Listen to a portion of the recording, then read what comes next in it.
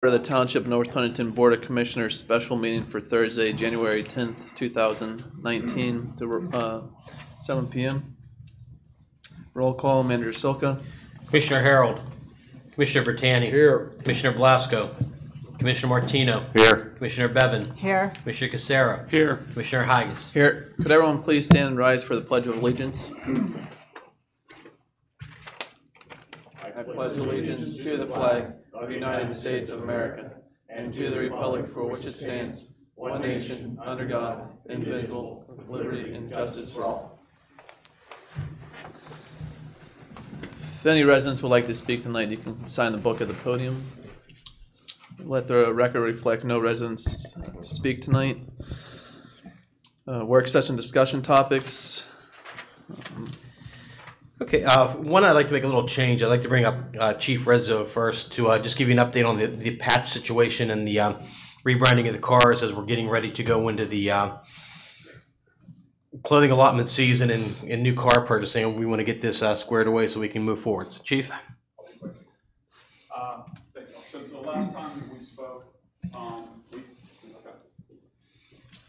Since the last time we spoke, Jeff and I had some conversations and considered Zach's about putting the branding into the patch. We kind of want to keep the patch as a representative of the department. So Jeff and I talked about it, and so we think would be a nice alternative is to take the township's logo and the branding right there, and we're going to put that on the rear of all the marked police units. So we're going to keep the unmarked cars will stay obviously unmarked, but all the marked units will have the North Huntington Connected symbol and branding on it. So if you guys are all in favor of that tonight, I think that's a nice alternative to the cars. The patch kind of looks nice and clean. The officers really like the way that it kind of stands currently as is, and that was kind of like our idea of kind of tying the township with the department together. Like Jeff said. We've turned to the new year. New officers' clothing allowances are coming in. There's going to be some purchases. So if you have an opportunity to speak, tonight about it later on, if you're in executive session. Now we would like to move forward. So if you guys can give me a direction of travel, which way we're going to go, and then I can get the patches ordered. And then, like I think I told you guys earlier, that the patches are going to be as big or slightly bigger than our current ones, so that there will be. They can just remove them off current jackets and then put the new patches over top. So no new purchasing of clothing. Everything's going to kind of seamlessly go together. Okay. Do you have any questions? None? All right. Thank you. Is there any board issues with me just releasing it and letting us go forward with this? No, I'm fine with it. All right. Perfect. Well, thank you. Thank you all very much. Got your orders. All right, Jeff. Thank you. Yeah, thank you.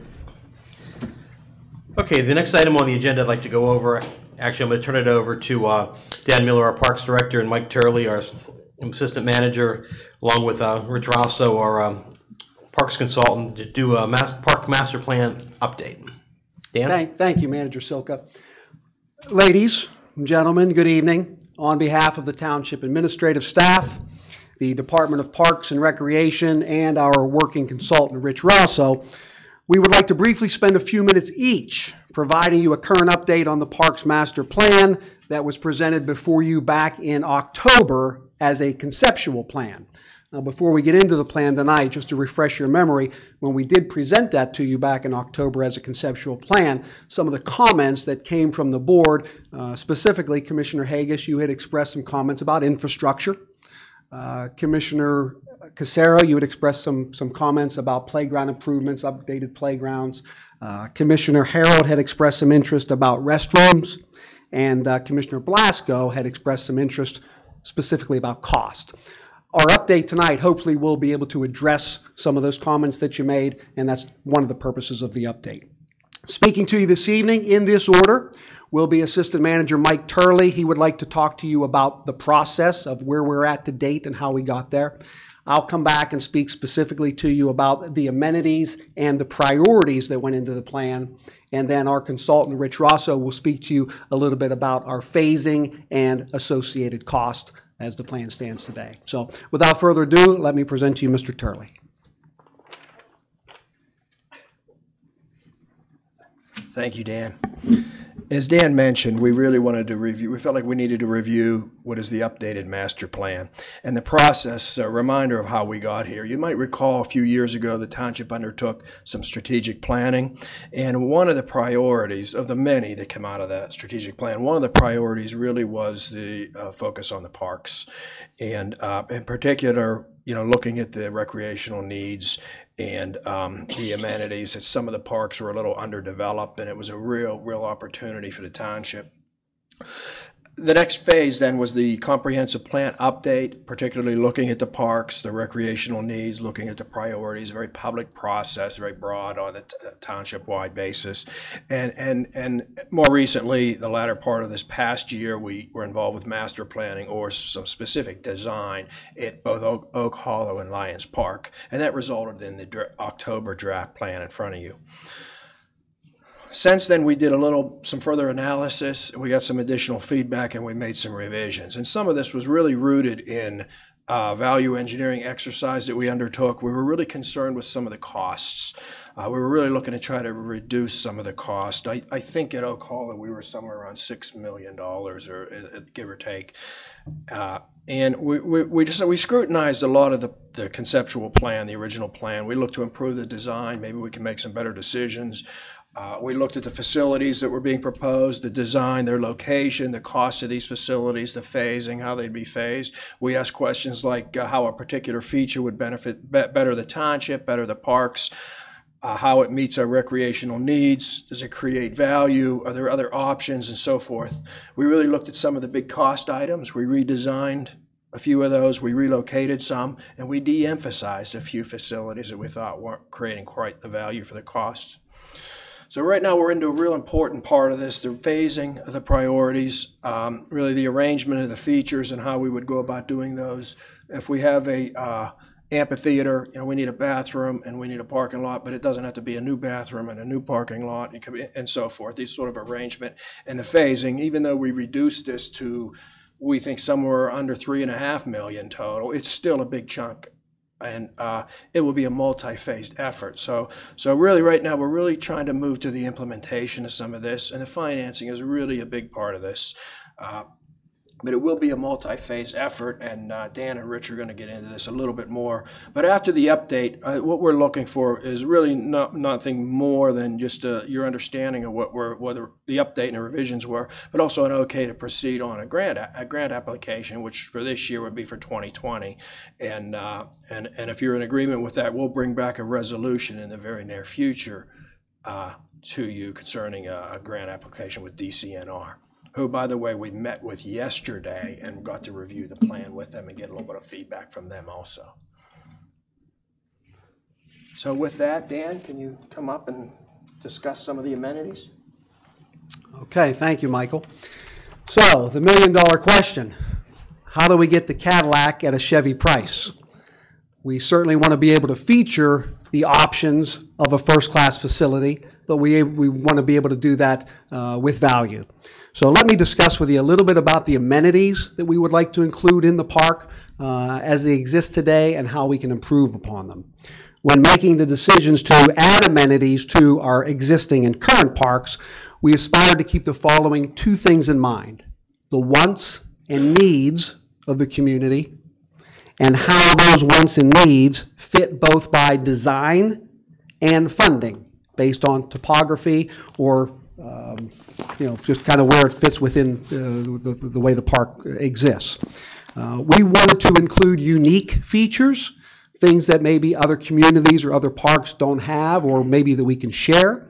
And some of those features will attract not only residents, but families and visitors alike. So let me talk to you about the amenities, and I'll ask our consultant, Rich Rosso, to blow up the screen a little bit, if you would, Rich. And in doing so, I'm going to ask Rich to just point out the locations of some of the amenities that we'll be featuring in our park plan. One of the things that we've included is passive gardens. The passive gardens will line the entryway of the park. So we can just point out the passive gardens, if you would, Rich. There's also going to be walking and hiking trails located within the park.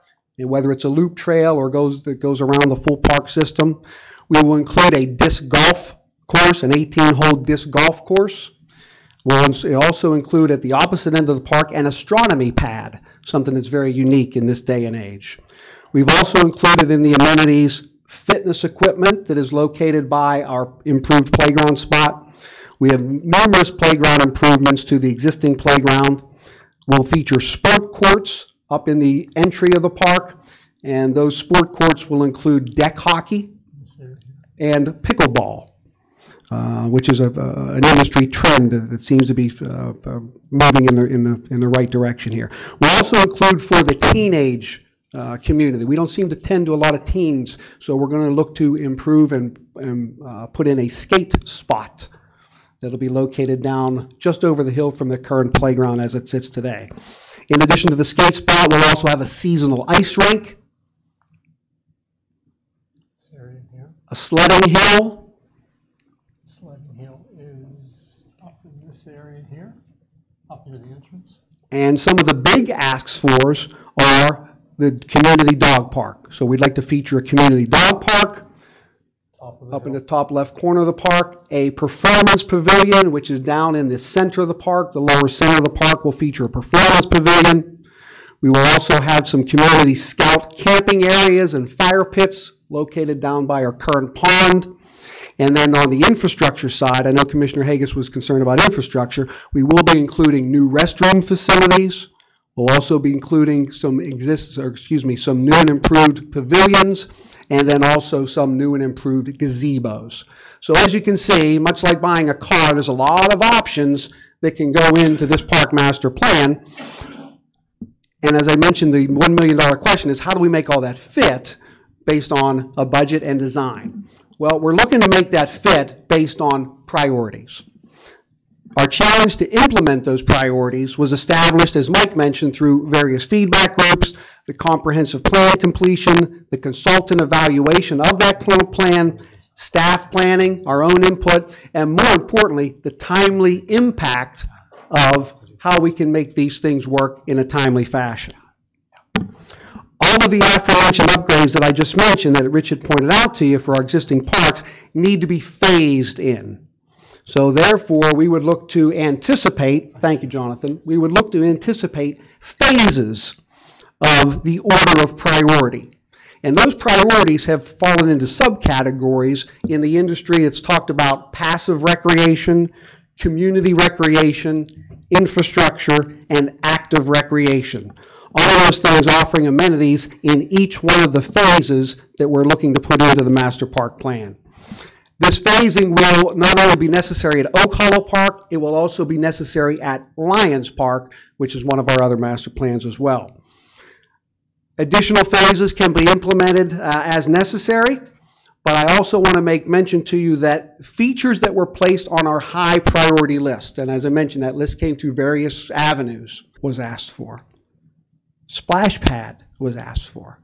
Kayak launch, river recreation. Now, kayak launch would not have actually fit into Lions or Oak Hollow, but I wanted you to know those were items that fit on the high priority list that came in through various sources, but we've cut those out due to we're trying to make everything work within the framework of the plan. So that's just a brief update on the amenities that we're looking to offer and the priorities, which will now take us into the phasing and cost aspect of that. And to discuss a little bit about the phasing and cost, allow me to bring Rich Rosso up. Thanks, Dan. One of the things that we've flipped on you, and you saw obviously the nice rendered master plan, but this is a little bit more simplistic drawing that we have shown here, and this is really our phasing plan. And the way we've, at least at this point, divided it up into phases is we have 5 phases to implement all the proposed features in the park. Phases 1, 2, 3, and 4, plus and minus about $750,000 each, and then phase 5 would be about $350,000. So let me just quickly go through the amenities that are located in each phase. And I do have a color coded, and phase 1 is this yellow spray painted area. This whole drawing almost looks like graffiti, but bear with me. The phase 1 area really would be the dog park, then the disc golf area. So that's this yellow area in here. Plus, Dan was also talking about restrooms, so that a restroom would be included in phase 1. So that's our phase 1 include as far as right now is concerned. The next is phase 2, and take your attention to the reddish orange areas, and that's really one of the big ask for as far as the, whenever we did our survey, obviously, is walking trails. People love to walk. So phase 2, you could see these sort of snaky lines all over the place. Those are proposed walking trails, and there are a series of loops around sort of the main driveway of the park, and then outer loops in through the woods. So we've really sort of developed both an inner and outer loop trail system. So again, because it's a big ask for, trails were included in phase 2. Phase 3, Dan also talked about some court improvements. So as far as pickleball, deck hockey, and a skate park would potentially be included in phase 3, and that's the green areas. Phase 4 would be the central playground area. So we would do an extensive addition and remodeling to the playground area, adding some things like potentially a hillside slide to that area, because obviously, because of the topography, those sort of items really fit well onto the site. So phase 4 would be included in the playground improvements. And then last but not least, phase 5, which is a smaller cost item, would be potentially the performance pavilion. And Dan had also mentioned a scout camping area near one of the pavilions. It got small all of a sudden, but that would be included in phase 5. So that's what's included. Does anybody have any questions on the phasing? We're in good shape. Thank you.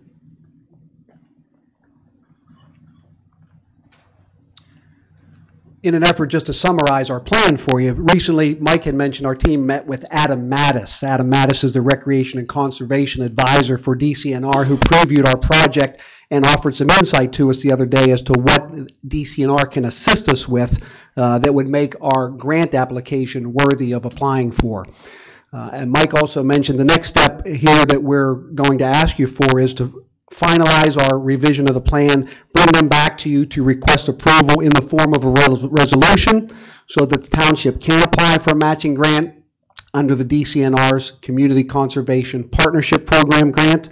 And that application runs from January the 22nd through April the 10th. So we'd like to come back to you here within the next 4 to 6 weeks and look for a resolution of approval to apply for that grant. And then finally, in our professional opinion, the revised plan that we presented to you tonight creates new recreational opportunities. It conserves natural resources and revitalizes the community park as it stands today. So with that, on behalf of myself, Mike Turley, and our consultant, Rich Rosso, I thank you for your attention. One final question, if you have any questions.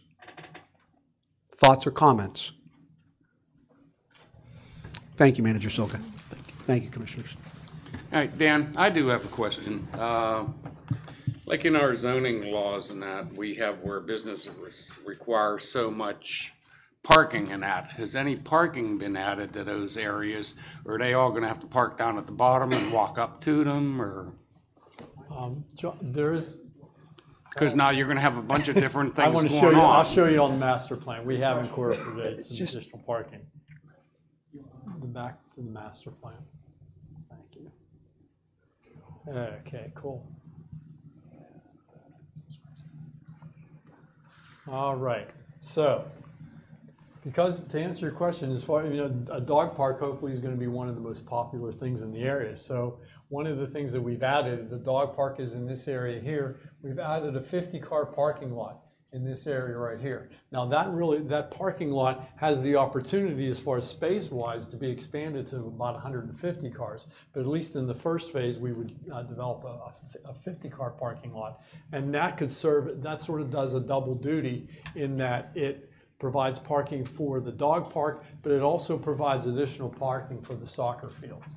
So that would take some of the pressure off the soccer field parking by providing some additional parking and parking for the dog park.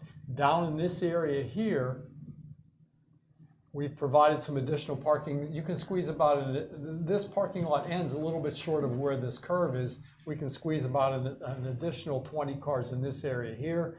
Also, where the skate park, where we're proposing, there's that sort of the dump site, I guess, for lack of a better term. We can fit about 20 cars in there, so that's 20, 40 in there. And then also, there's a gravel parking lot that exists near the one picnic pavilion. We were potentially going to pave that, so we would add about 20 or so cars in there. So you got 20, 40, 60 cars in this sort of core area that we would be adding parking to. We would be adding this 50-car parking lot there, and then where the existing parking lot is at the main entrance, we were also going to provide about another 40 cars there by extending the parking lot out toward the soccer fields. So we would be providing about another 40 cars there. So you have 40, 50 is 90, another 20 is 110, another 20 is 130, and about another 20. So you got about 150 cars we would potentially be adding to the park for parking. And if I may, there's a 17-car turnaround Oh, yeah. parking area up on the multi-sport. Thanks, Dan. So to answer your question, we feel that there's going to be improved parking. So parking is an expense. It's a real expense, especially the large lot. But in fact, when we were going through this, we were looking at moving the dog park down to where there is parking, at least the first phase. Maybe we don't have to build parking to a later phase, but it just didn't work well enough. It conflicted a little bit with the other facilities, but it wasn't isolated enough, and we just didn't like it. It was one of the, so we left that up there, so we had to put parking there. So we added, that's where that parking would be an initial phase. If the dog park's the first phase, then that parking, this parking right here would be. Right. And that's really where parking, where the Fall Festival, it parks on the grass now. So we would be paving that area. So this parking would be built along with the dog park and the trail to it as an initial phase, and then all this area up in here, because this is where the frisbee golf, disc golf is, and then we'll see if the amphitheater fits into it. But that's a nice chunky big phase. And it includes a nice mixture of amenities and facilities as well as infrastructure. And I think we've done that throughout the plan. Is we have to bring infrastructure in at the right time. So not just all facilities, the infrastructure will support it. Parking is a perfect example. So parking gets added through the phases as needed.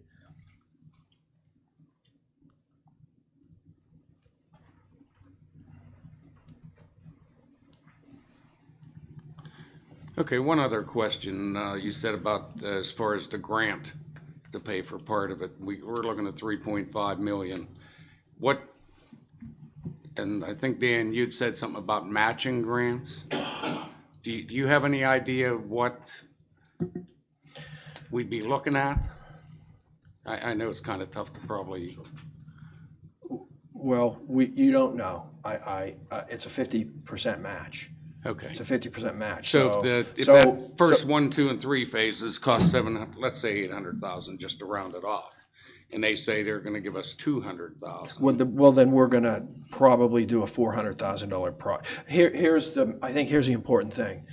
This phasing and all this is a planning exercise for us to try to arrange features and dollars that make sense. But it's a roadmap. It's going to change. We don't know how the funding's going to unfold exactly, how much grant money we'll get. We maybe not get grants certain years. We don't know. We don't know. So it will change. But it gives us a roadmap and a vision to plan from. But the answer to your question, if we get a $200,000 grant, this is likely to happen. They might say, you know what, we really like the project. We have $250,000, and then we would go back and decide what of these elements would work for $500,000. And then the other stuff will slide into a later phase. We'll just reorganize the phasing and for future years. I think we need to be flexible with this for those reasons. We don't know the funding. We don't have that. We have a plan, but we just don't know how it's going to unfold exactly. Okay.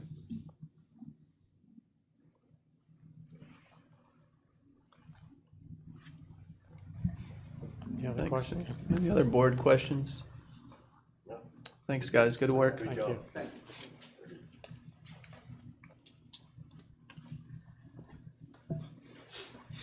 Okay, next up is representatives from NHTMA to discuss the Act 537 special study for the Falcon Ridge Pump Station.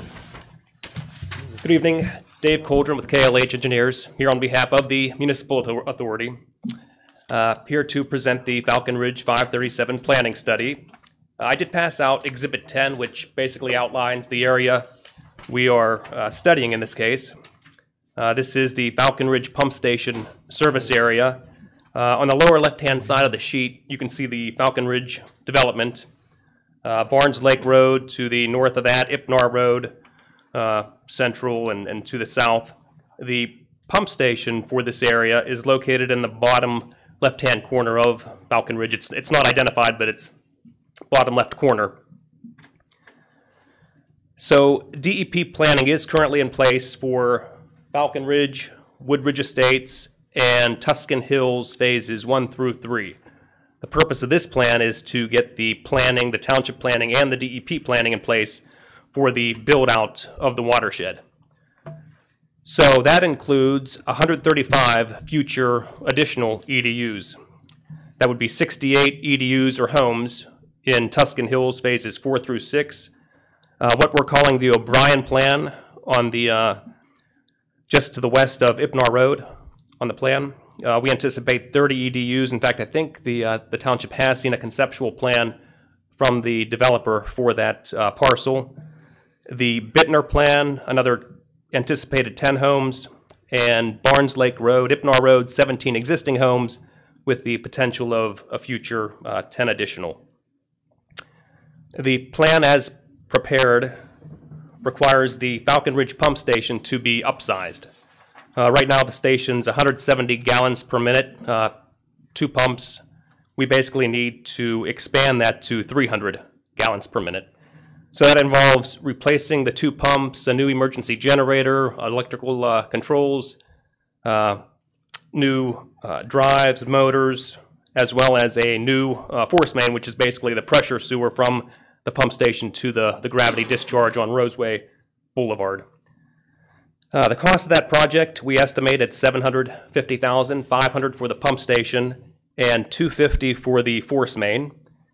And then we estimate another $500,000 for the authority to extend the gravity sewer along Barnes Lake Road to sewer the existing homes. Now that wouldn't happen until the O'Brien plan developed. We would anticipate the developer extending the sewers through that parcel to a point where the authority could pick it up and extend it further on Barnes Lake Road to the east. The authority is planning to pay for this project by adopting a special purpose tap fee. Right now, any new customer that comes into the system pays a $4,400 tap fee.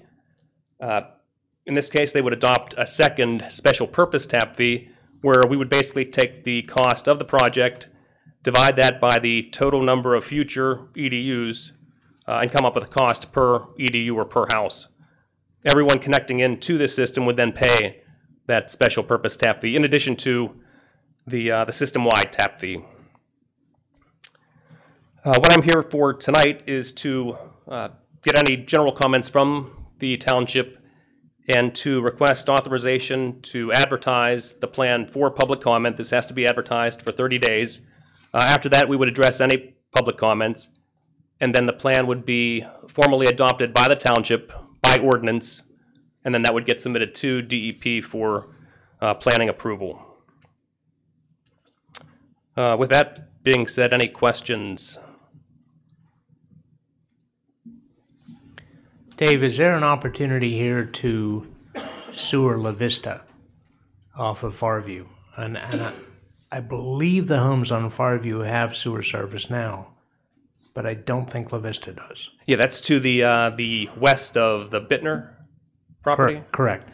I believe that would go gravity. I believe we could sewer that today. I think that would go gravity towards Indian Lake. Yeah, I think that would bypass the pump station. Okay.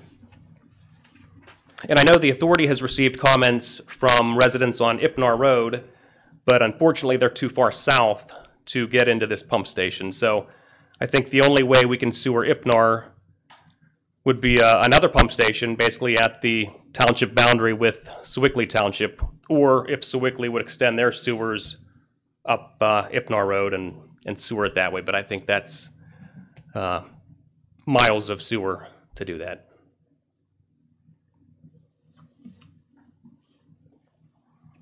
And I think the township has probably seen the planning modules, the postcard exemptions typically for planning approval. We did have 2 meetings with DEP, and because this does encompass 135 EDUs, does require the pump station upgrades, they want to see the special study. So a little more involved than your typical planning module. Dave, if I could just elaborate for the benefit of the board. Technically, any sewage facilities plan is the township's plan, not the sewage authority's plan. We've delegated implementation and development of those plans to the sewage authority, but it's the township that has to adopt it. It doesn't mean we have to pay for it, doesn't mean we have to implement it, but it has to have our seal of approval on it. So I guess as you fine tune this and try and pull together some better cost numbers and address any comments, ultimately it will come back to us for approval to go to DEP. Yeah, similar to a postcard or a planning module. And we do have the capacity downstream of the Falcon Ridge pump station. This goes to the Indian Lake pump station, which in turn goes to the process lift station at the plant. And then, of course, the plant has capacity for this. You mentioned that the tap-in is $4,400. Correct. Plus now a special purpose tap fee, so it's on top of that $4,400. Correct. Correct. Okay, do you have some idea what that special purpose tap fee is going to be? I do. The authority would look at actually installing the force main through its own funds. So removing that cost from the equation, $3,700 is what we anticipate. So it's $3,700 plus $4,400. Correct. So that comes to about $8,000 to tap in. Correct. And most of that would be paid by the private developer. Of those 135 EDUs, Yeah, but you understand, you know what he's doing. yes, Okay. yes, passing that along. Yeah, so of the 135 EDUs, all but 17 are existing You know of any other homes. place around that has an $8,000 tap-in fee for residential units? Including a special purpose, possibly. I know Western Westmoreland, half of the authority's customers flow to the Western Westmoreland Brush Creek plant. They actually have their own capacity fee of $1,500. So anyone living in the Brush Creek or tapping into the Brush Creek side of the system pays the 44 plus the 15. But special purpose tap fees, I know the authority, maybe back in 2007, 2008, to sewer an area to help pay for the cost of the project, enacted a special purpose tap-in fee of, I think it was close to $5,000. And the homeowners willingly paid it because they wanted Okay, so, public sewers. so this has been discussed with the developers a little bit? Yes, And Yes. they're okay with that? there's some pushback, but we're working through it.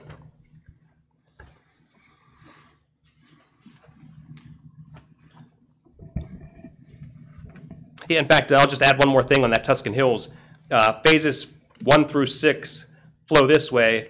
I believe there's a 7 and 8 that will flow to Western Westmoreland, in which case they will pay that $1,500 special or capacity fee. So you said there was 17 homes that are currently not being served out over in Barnes Lake that could eventually tap in? Correct. Okay. Now, would they be required to tap in? Yes, if we're within 150 feet. It's either 150 or 250, something like that. Right, Whatever right. your, Yeah, whatever your the- resolution says. Correct. So they'll be required to tap in. Yes, yeah, the goal would be to get the sewer close enough that they would physically tie in. And again, that wouldn't happen until that O'Brien piece was constructed. But those existing homes would have to pay both the tap-in fee and the special purpose fee. At this point, yes, I think that's probably 2-3 years down the road. There hasn't been a lot of discussion how much the authority would pay for that. And I don't believe we've heard from any of the 17 on Barnes Lake. I believe when this is advertised, we may get some public They don't know comment about from this. them. They don't know that they're going to be paying $8,000 to tap in, right? Not at this point, no. Okay. Well, that's why you haven't heard from them. Oh, yeah, so when it's advertised, the plan will be available, and I believe the current, well, I'm sure you know, $52, I believe, the monthly user fee, which is right about average. Are you going to have some sort of plan that they can pay that off over a period of time? I don't you know? believe in the 2007 case we did. I believe we did establish a payment program.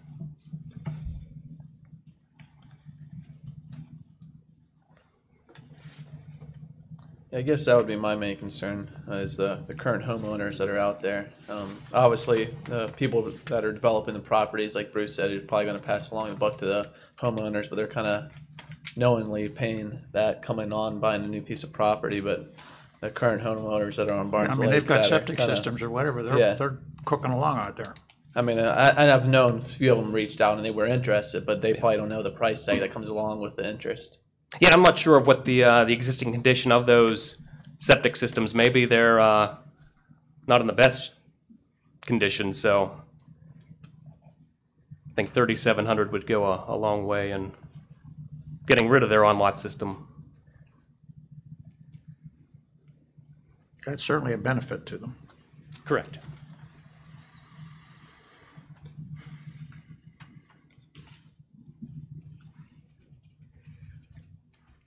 Any other board questions or comments? All right, thank you. Okay, I'll put that on for action at the business meeting.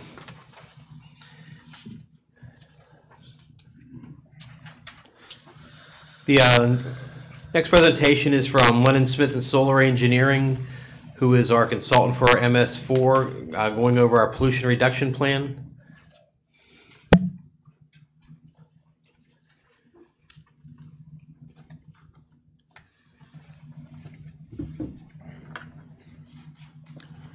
Good evening, everybody. My name is Sean Wingrove with Lennon Smith Solar Engineering. Before I start, I wanted to thank you for having us here tonight. We appreciate the opportunity to come and speak with you.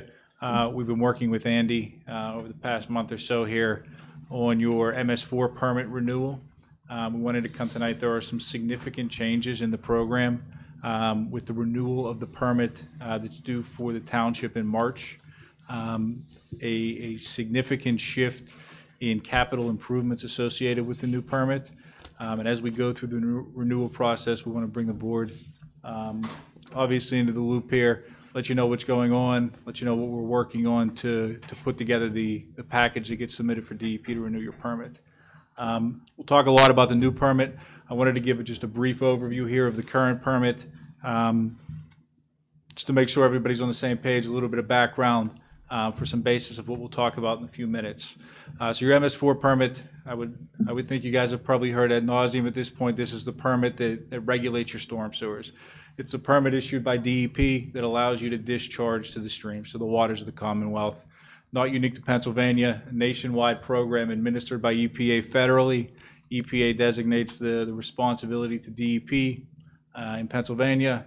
And of course, the ball rolls down the hill to all of the municipalities here in Pennsylvania. Overall goal of the permit is water quality. Is a little bit of a flood control component to it, but primarily your regulatory requirements relate to clean water, clean streams.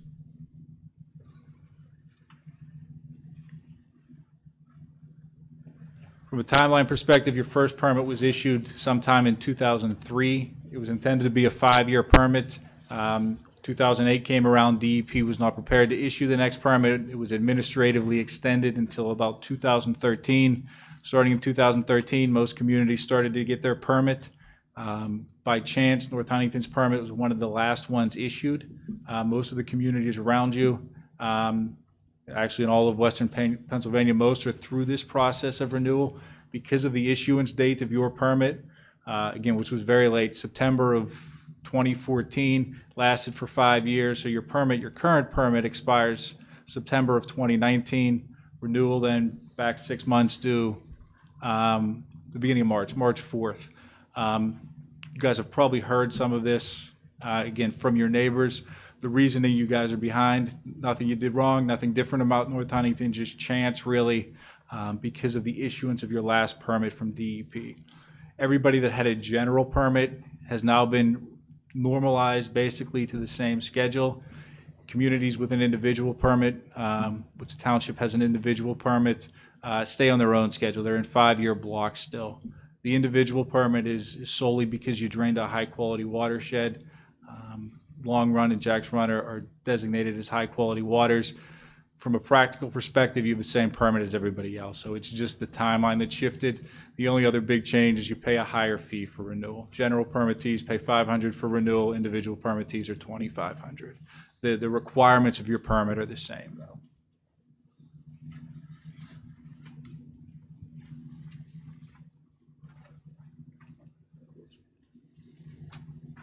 So a brief refresher of the current permit. Things you're doing today. The current permit is focused on a lot of non-structural type items, a lot of good housekeeping, a lot of concepts. The backbone of the permit is your stormwater management program. It's a written program that addresses 6 minimum control measures. And again, I'll breeze through in a second here. How to do things the right way to help promote the word about stormwater quality, how to do things the right way from a public works perspective. Again, all related to stormwater quality. And as you know, as you've probably heard many times before, DEP's big focus here is documentation, making sure you're keeping track of all your requirements, everything you do annually to keep track of all these things to prove that you complied with your permit. Very, very, again, a non-structural base, good housekeeping, good practices. The first 2 permits focus mostly on that. These 6 minimum control measures, first 2 related to the public. One of your goals of your permit is to educate the public, put items on your website, your newsletter, get the word out to people about stormwater quality, let them know that the inlets in the road aren't a trash can, they don't go to the sewage treatment plant, they go right to the stream, no dumping in there. Public involvement, participation, get people involved, litter cleanups, recycling events, these kind of things. Elicit the discharge detection and elimination, have a map of your whole system, know where you discharge, and when you know where you discharge, do annual screening. Go out to each outfall over the permit cycle, do sampling, make sure there's nothing contaminating the water that shouldn't be. MCM4, construction site stormwater runoff control. Keep an eye on construction sites. Make sure that everyone's not a mess. When it rains, there's mud all over the roads, mud in the streams. Do your due diligence to make sure that people working in the community keep a tidy site. MCM5, post-construction control, making sure these flood control facilities, these stormwater BMPs, detention ponds function or maintained. MCM6, a wide overview of public works, making sure we're fueling vehicles in the right way, washing vehicles in the right way, fertilizing, doing maintenance, all of these kind of ideas kind of roll into the ball of wax there for good housekeeping. All of the requirements of the old permit continue through. But as you saw there, no real construction, no physical improvements. Again, best practices they focused on initially. The new permit shifts that a little bit. So the renewal that's due in March, we'll have a handful of components, a lot of paperwork that goes with it, obviously, a map, a renewal application, the renewal fee. And then the 2 big new components are pollutant control measures and a pollutant reduction plan. The pollutant reduction plan is going to be a significant budget item for you moving forward. It's going to create capital improvements to reduce pollutants going to the stream to meet your new regulatory goals that DEP is assigned to everybody. Obviously, because it's a budgetary issue, that's what we're going to focus on most because that's the biggest tangible change for the new permit.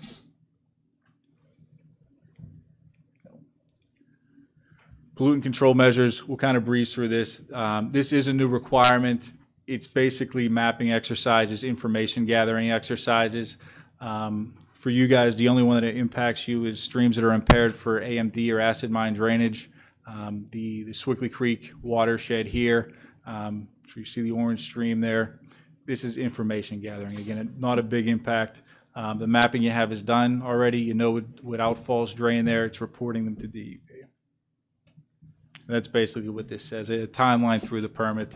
Again, from a construction perspective, from even an operations perspective, this doesn't impact the program much. The big impact, though, is a pollutant reduction plan.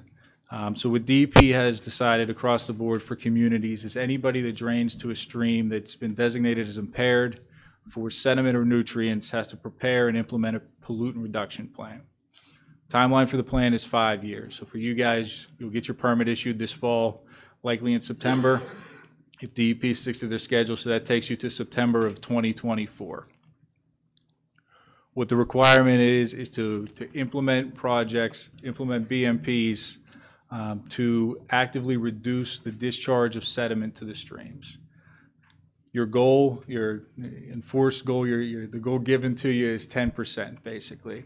So we'll give a little bit of an overview of the process here just for an understanding. I'm happy to go into depth and minutia if you'd like to, but we give you the overview just so you know where it came from.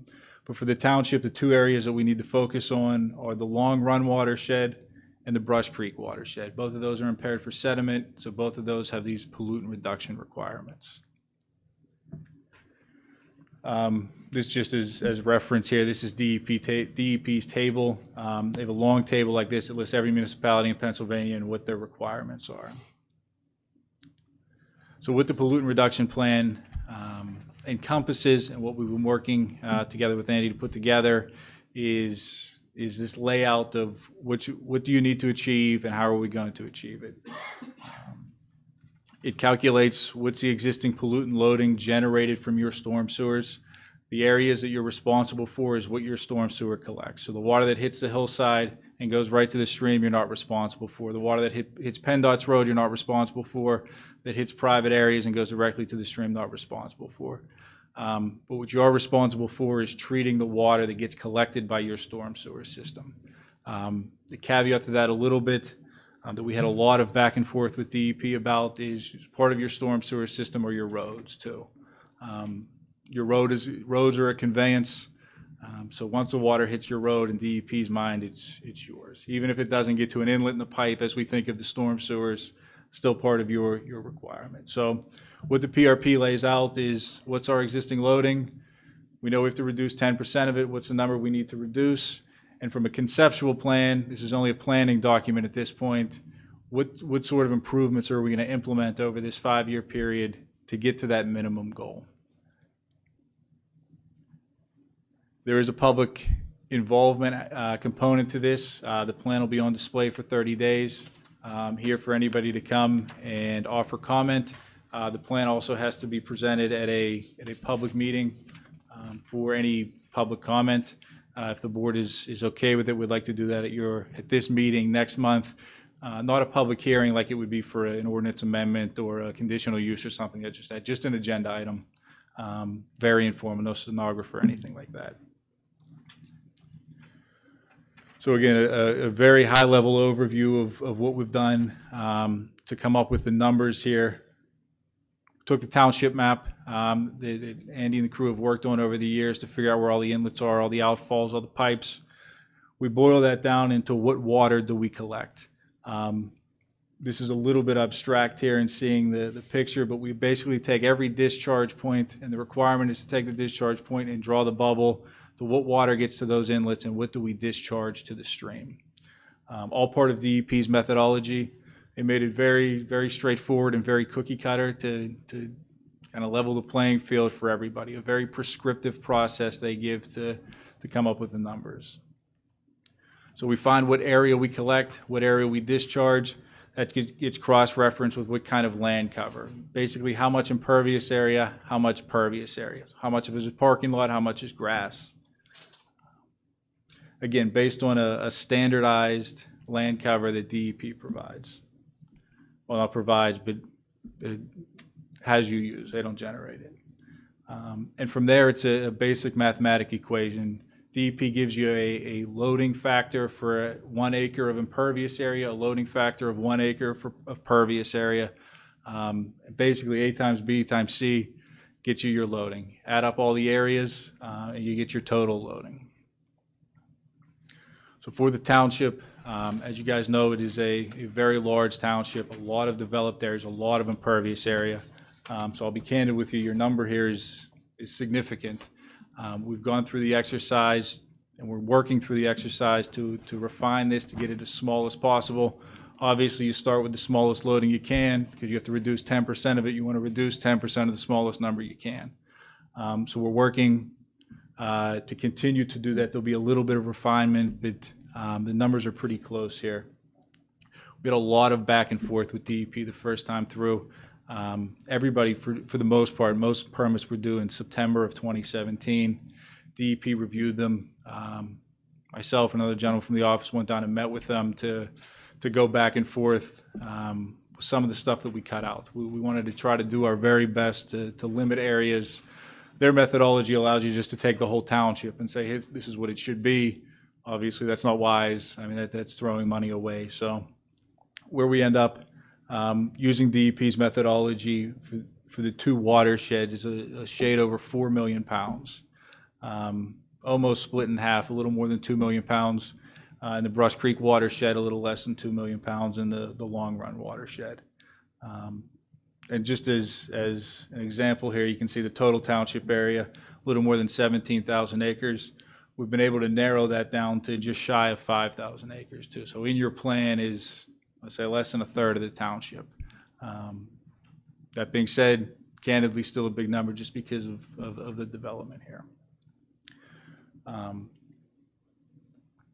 So what we looked at as far as BMPs, we think that the best way to go for a township like you guys, a growing community, is the first option is to take a look at existing detention basins. There's already a facility there. The water's already piped to it.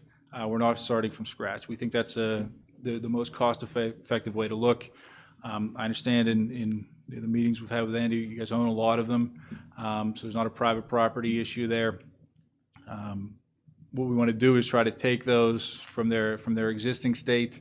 If they need maintenance done, obviously we got to bring them back into proper working order, get them back to the way they were supposed to be, and then add a component to them so they're not just a flood control facility, but they're also a water quality facility, a 4-bay, an infiltration area, a filtration BMP, to have them serve two purposes. The other reason that we like the retrofit of the BMP idea is that areas where we have flooding and we know that we can make some alterations to the ponds, even though it's not part of the permit, we can do so to slow the water down a little bit, make the pond work a little bit better from a flood control perspective.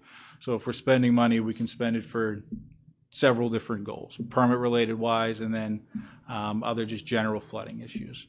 Obviously, that's far more kind of prevalent concern among the community, flooding than water quality. We understand that DEP's push is obviously water quality as well.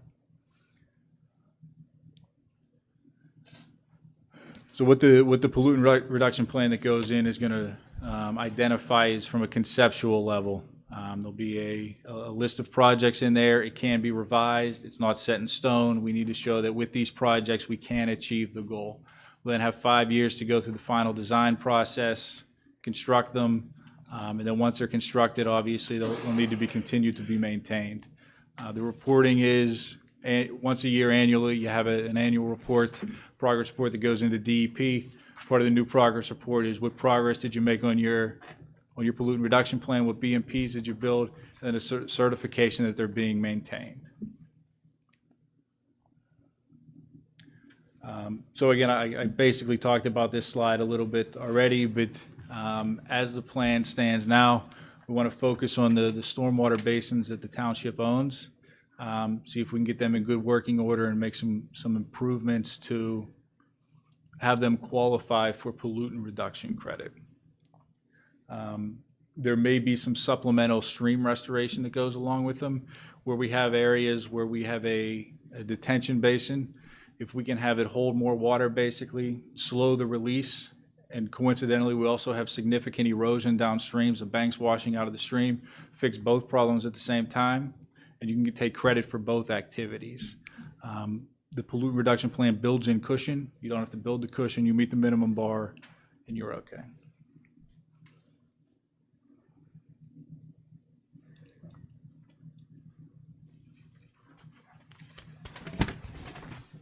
And then again, I talked about this, its permit cycles of 5 years. So you'll start, again, end of this year, your permit cycle will end fall of 2024. And from a budget perspective, obviously each year of design, construction of these facilities, and then continued maintenance.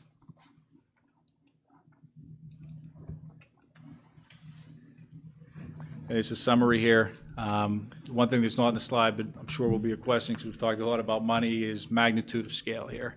I want you guys to know it's a big number too. It's and not unique to your community, but we see about 10 pounds or $10 a pound is the average of what we see conceptually.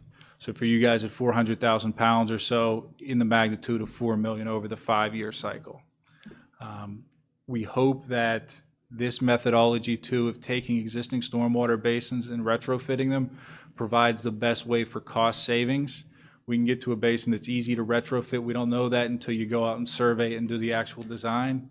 But the odds there of savings are exponentially better than if we're building new or if we're doing some other sort of lengthy stream restoration project or some of these other more intensive projects. So from a magnitude of scale perspective, I think it's a very good thing that we have these basins, that we can repurpose them. Otherwise, the number would be far, far more significant. Not that it isn't here. But from a regulatory perspective, I think that's the bar that we'll have to start thinking about how we can manage to meet that over the next half a decade. And candidly, though, just the first step there. From DP's perspective, it's very, very unlikely that this goes away with the next permit. This likely is a perpetual requirement moving forward. That being said, I know I kind of went through that in a very umbrella manner, kind of overview, but happy to answer any questions the board may have, talk about details, listen to any of your concerns, and again, thank you for the time tonight.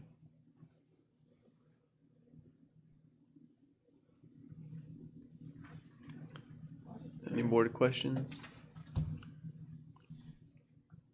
Yes, ma'am. I have a question, but if we could contact you if we have any questions after we Yes. review all of this? Yes, so, yep.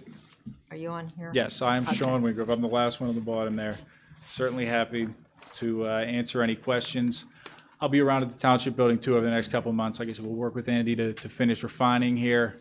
If the board would like, as you have a chance to digest and look, I can certainly come back next month if we want to talk a little bit more in depth. We wanted to get this in front of you, let you know what was going on, what was happening behind the scenes here as we approach the submission in March. Okay, thank you. All right. If I could just make a statement to the board, this is going to be the first of many in-depth and excruciatingly painful conversations on how to pay for this unfunded mandate. That's based on, hypothetical numbers that we have to do. I mean, different fees, different rate structures, because no municipal budget can absorb this mandate. So this was a very quick synopsis. I mean, there's going to be many more coming down the road to how do we address this. And the best way would be for all the municipalities to say, no, we're not going to do it. What are you going to do? It rains. We can't shoot. We can't do it. But not to poke the regulatory bear, but this is going to be a topic of discussion and in-depth discussion and financial analysis coming through. And there's no cherry at the end of this Sunday. I mean, there's going to be hard decisions. There's going to be financial impact to the township and the residents to fulfill this. Thanks. Good. Thank you. So every community that I'm working in has this issue. This is a big item.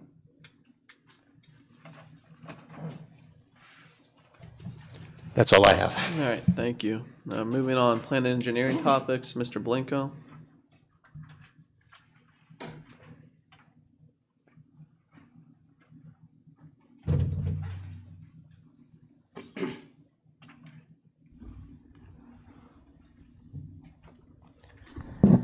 Okay, thank you. There's just one item from the Planning Commission tonight. This is a plan in Westmoreland City, the Vicelli lot line revision. This is an odd situation in that there are two homes on one lot, and the owner would like to sell one of those homes, obviously keep them separate in terms of land, So she would like to split off a lot that the home in the bottom left corner of the screen sits on. She will retain most of the land with her house. She also owns a lot towards the northern or top part of this plan, shown as Lot 100. She's going to combine that with the older lots that were laid out years ago. So it's partly a subdivision, partly a consolidation, partly a boundary line revision. But we end up with a much cleaner situation than what is there now. No new construction proposed, no new roads proposed. Planning Commission recommends approval of this because it cleans up a lot of loose ends. And that's all I have. Thank you. Thank you, Andy. Moving on to old business. Okay, just, this is a new agenda subject line that we're going to be putting in at the request of the board. And just to update you on the Park Hill flooding issue that we had many residents come and address the board. We are setting up the multi-agency meeting. We should have it set up probably very shortly to bring PennDOT in, hopefully maybe DEP and the Conservation District, just to see what issues are out there. You were given the report from our engineer, basically, putting the township's argument out there that it's not a township issue, so we're bringing in the state as it's their road. So we'll update you on the date of this meeting and on the outcome. And also on the Bethel Road, Maltz Lane ordinances, the ordinances are published for adoption at the business meeting for the no left turns and the no right turn, as was discussed at the previous meeting. So that is, going through on there. Thank you. I have one question on the ordinance. How does that affect emergency vehicles? The only reason I say that is we'll just take truck 8. It's longer than 30 foot.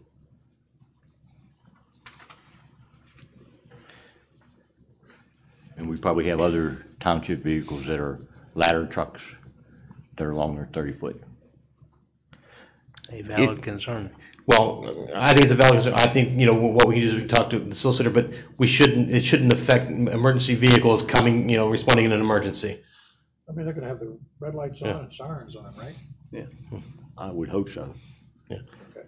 I'm just Well, saying, it doesn't bring it out. Just so you know, police go through red lights all the time when they put the red lights on. Yeah. So, I mean, I think they'll have the right of way. Well, I'm just throwing something out there, so that's all. Yeah. Thank you. Any other questions? Any other further board comments? Need him. You got something? Yes, we do have an executive session. Yep. Motion to adjourn? Second. Discussion. All in favor by saying aye. Aye. Opposed? Motion carries 5-0. Meeting adjourned at 8:03.